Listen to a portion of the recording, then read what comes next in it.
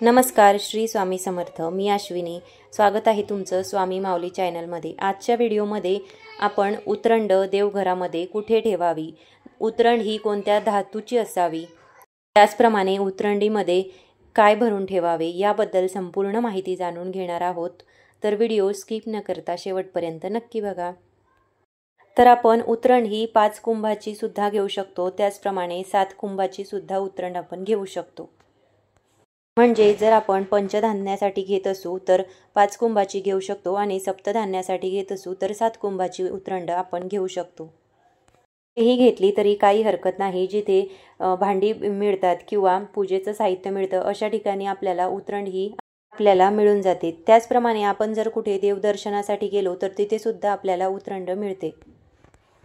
तर उतरंड आपण घरी आणल्यानंतर त्याची प्राणप्रतिष्ठा आपण कोणत्या दिवशी करावी, तर उतरंडीची प्राणप्रतिष्ठा आपण मंगळवार, शुक्रवार, त्याचप्रमाणे पौर्णिमा किंवा गुरुपुष्यामृत योगावर आपण उतरंडीची प्राणप्रतिष्ठा करू शकतो. तर आता उतरंडीमध्ये आपण काय भरावं, तर उतरंडीमध्ये आपण अख्खे धान्य भरायचे आहे. म्हणजे गहू, तांदूळ, मूग, ज्वारी, तूर हे असावं. तर आपण प्रत्येक कुंभामध्ये हे वेगवेगळं धान्य सुद्धा भरू शकतो. त्याचप्रमाणे एकच धान्य आपण प्रत्येक कुंभामध्ये भरलं तरीही चालेल.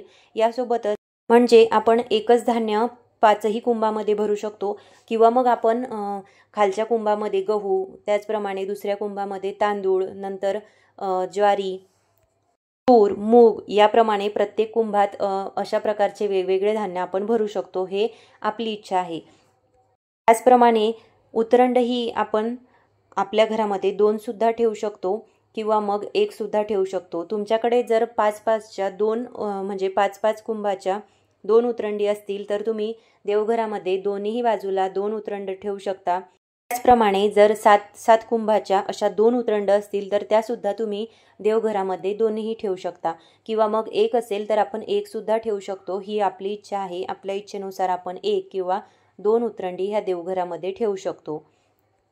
तर ज्याप्रमाणे आपल्याला अख्खे धान्य या कुंभामध्ये भरायचे असते, उतरंडीमध्ये भरायचे असते, त्याचप्रमाणे यामध्ये आपण हळदी आणि कुंकू सुद्धा भरून ठेवू शकतो.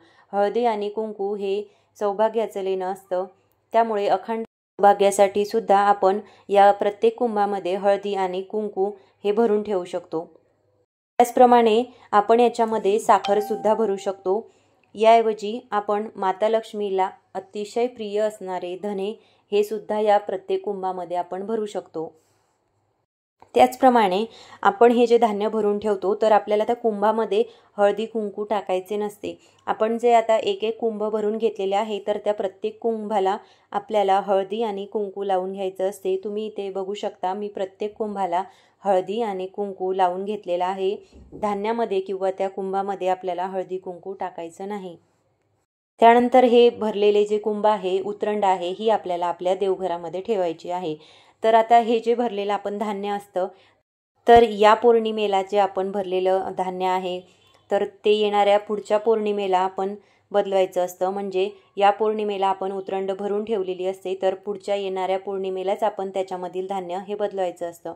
तोपर्यंत आपण उतरंड ही देवघरामध्ये तशीच ठेवायची. त्याच्यामधील धान्यसुद्धा आपल्याला तसेच ठेवायचे.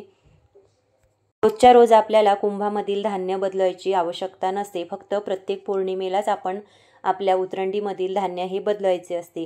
रोज मात्र आपण उतरंडला हळदी आणि कुंकू लावायचे आहे. त्या व्यतिरिक्त या कुंभामध्ये जर तुम्ही 5 वेगवेगळ्या प्रकारचे धान्य भरलेले असेल तर ते आपण गव्हामध्ये गहू, तांदळामध्ये तांदूळ आणि धन्यामध्ये धने किंवा मग साखर असेल तर ती आपण आपल्या पदार्थ बनवण्यासाठी घ्यायची आहे.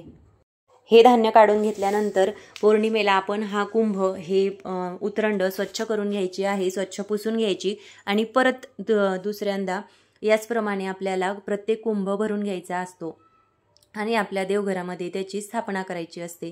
तर अशा प्रकारची साध्या सोप्या पद्धतीने उतरंडीची स्थापना आपल्या देवघरामध्ये आपल्याला करायची आहे. तर आजचा हा व्हिडिओ तुम्हाला कसा वाटला हे कमेंट करून मला नक्की सांगा. आणि तुम्ही जर चॅनलवरती नवीन असाल तर चॅनलला लाईक, शेअर आणि सबस्क्राईब करायला विसरू नका. परत भेटूया अशाच एका नवीन व्हिडिओसोबत. तोपर्यंत श्री स्वामी समर्थ.